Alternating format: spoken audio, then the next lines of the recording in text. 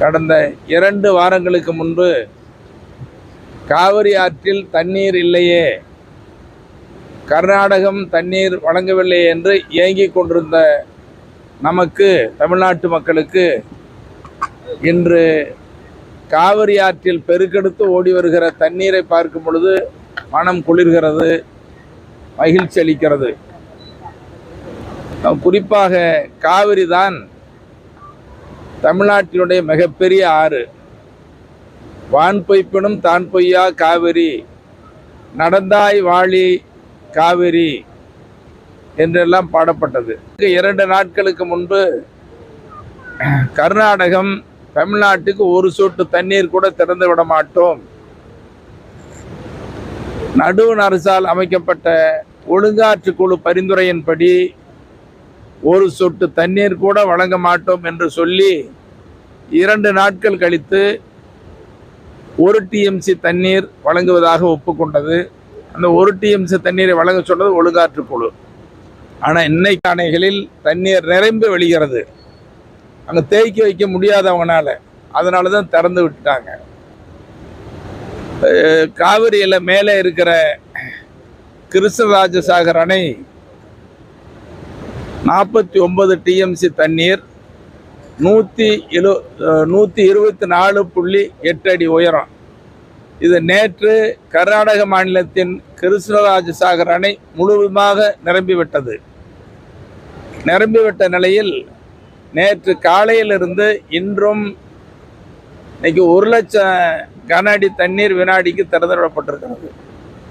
அப்போ கிருஷ்ணராஜசாகர் அணையில் 1 லட்சம் கன அடி வினாடிக்கும் கபினியிலிருந்து 30,000 பகுதிக்கு 1,30,000க்கு மேலே கன அடி தண்ணீர் வரும் என்று எதிர்பார்க்கப்படுகிறது.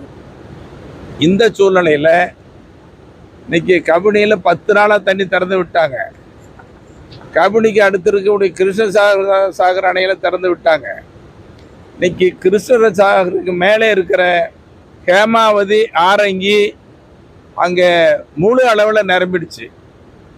அதோட கேரள மாநிலத்தில் வயநாடு பகுதியில் இயற்கை கொடுத்த வரம் கனமான மழை. அதே போலவே கர்நாடக பகுதியில் சிக்மகளூர், ஹாசன், குடகு இந்த பகுதியில் கனமழை பெய்து கொண்டிருக்கிறது. அப்படி இயற்கை கொடுத்த வரத்தால் தான், இயற்கையின் கொடை அது, அதனால தான் தண்ணீர் திறந்து விடப்பட்டிருக்கிறதே தவிர கர்நாடக மாநிலம் நமக்கு தண்ணீர் வழங்கவே இல்லை. இந்த சூழ்நிலையில் மேட்டூர் அணையில் இன்னைக்கு 160 அடி உயரம், 93.4 TMC தண்ணீர் அங்கே இருக்கணும். ஆனால் இப்போ மேட்டூர் அணையினுடைய கொள்ளளவு 56.4 TMC இருக்குது. இன்னொரு 37 TMC வந்துச்சுன்னு சொன்னால் மேட்டூர் அணை நிரம்பிடும். இப்போ கிருஷ்ணசாகர் அணையிலையும் கபினிலையும் திறந்து விடப்பட்ட தண்ணீர் நீ வந்து கொண்டிருப்பது ஒரு 7-8 TMC, அதுக்கு மேலேயே கூட 9 TMCன்னு கூட சொல்லலாம். அந்தளவுக்கு தண்ணி வரத்து திறந்து விடப்பட்ட அப்படின்னால. ஏன்னா கிருஷ்ணசாகர் அணைக்கும் நம்ம பிலிகுண்டுக்கும் 210 கிலோமீட்டர், அங்கே கபினி அணைக்கும் பிலிகுண்டு பகுதிக்கும் தமிழ்நாடு எல்லைக்கும் 260 கிலோமீட்டர். அங்கே தண்ணி திறந்து விட்டால் 2 நாள் ஆகும் வந்து சேர்றதுக்கு. அதனால் இடையில் வரக்கூடிய தண்ணீர் ஒரு 8 TMCக்கு மேலே 9 TMC கூட வரலாம்னு எதிர்பார்க்கப்படுகிறது திறந்து விட்ட தண்ணீர்.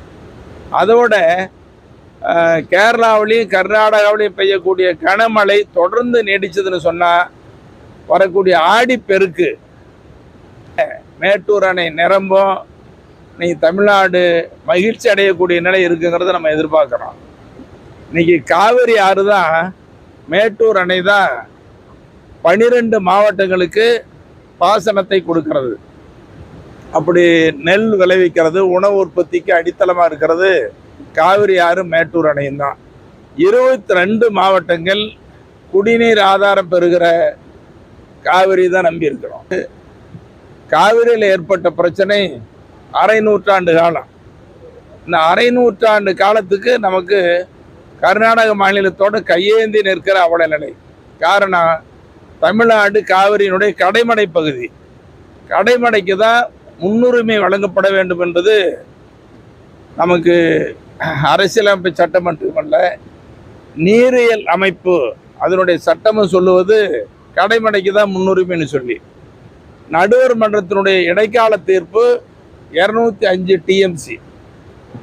இந்த 205 டிஎம்சி தர மறுத்துட்டாங்க. அதுக்கு பிறகு இறுதி தீர்ப்பில் நடுவர் மன்றத்தினுடைய இறுதி தீர்ப்பு 192 டிஎம்சியா நமக்கு தீர்ப்பளிக்கப்பட்டது. அதையும் கர்நாடகா ஏற்றுக்க மறுத்து உச்சநீதிமன்றம் போனாங்க. உச்சநீதிமன்றத்தில் 177.2 டிஎம்சி தண்ணீர் வழங்க வேண்டும் என்று உச்சநீதிமன்றமும் சொன்னது. அதோட ஒவ்வொரு மாதமும் எவ்வளவு தண்ணீர் வழங்க வேண்டும், அதிலும் குறிப்பாக ஜனவரி மாதத்திலிருந்து கணக்கப்பட்டாலும் கூட பாசன ஆண்டாக கணக்கிடப்படுவது ஜூன் மாதம் தான்.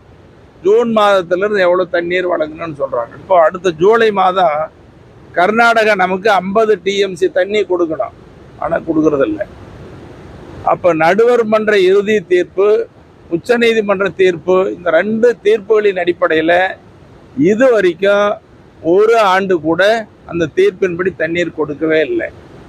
ஆனால் இடையிடையே காவிரியில் வெள்ளப்பெருக்கெடுத்து வர்றதுக்கு காரணம் கேரள மாநிலத்திலையும் கர்நாடக மாநிலத்தில் பெய்யக்கூடிய கனமழையின் காரணமாக கர்நாடக அணைகளில் தண்ணீரை தேக்கி வைக்க முடியாமல் காவிரி ஆற்றை வடிகாலாக பயன்படுத்தி திறந்து விடுறாங்க. அப்படி திறந்து விடக்கூடிய தண்ணீர் தான் இப்போ நமக்கு வந்துகிட்டு இருக்குது. காவிரியில் ஒரு மேலாண்மை ஆணையம், அதிகாரமுள்ள மேலாண்மை ஆணையமாக, இந்த தண்ணீரை சரியாக பகிர்ந்து கொடுக்கக்கூடிய அதிகாரமுள்ள ஒரு ஆணையமாக மத்திய அரசு அமைக்கணும்னு சொல்லி அந்த கூட்டத்தில் நானும் வலியுறுத்தியிருக்கிறேன். அதனால் இப்போ காவிரியில் தண்ணி வந்தாலும் கூட நாளைக்கு மிகப்பெரிய கேள்விக்குறியாக இருக்கும். அந்த கேள்விக்குறியை போக்குவதற்கு அதிகாரமிக்க காவிரி மேலாண்மை ஆணையத்தை நடுவண் அரசு அமைக்க வேண்டும் என்று இந்த நேரத்தில் வலியுறுத்தி கேட்டுக்கொள்கிறேன்.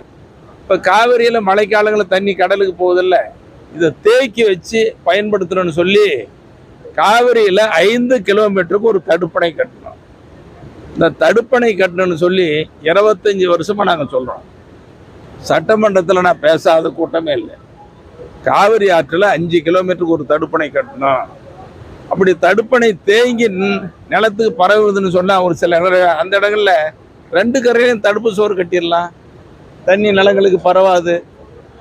ஆகவே நீரின்றி அமையாது உலகுன்னு சொன்ன மாதிரி தண்ணீர் இல்லாமல் மக்கள் வாழ முடியாது, உலகம் இயங்காது. தண்ணீர் தான் அடிப்படை தேவை. மனிதனுக்கும் விலங்குகளுக்கும் மற்ற உயிரினங்களுக்கும் தாவரங்களுக்கும் எல்லாத்துக்கும் உணவுக்கும் அடிப்படை நீர் என்ற காரணத்தினால தான் காவிரியில் ஒரு சொட்டு தண்ணி கடலுக்கு வீணாக போகக்கூடாது.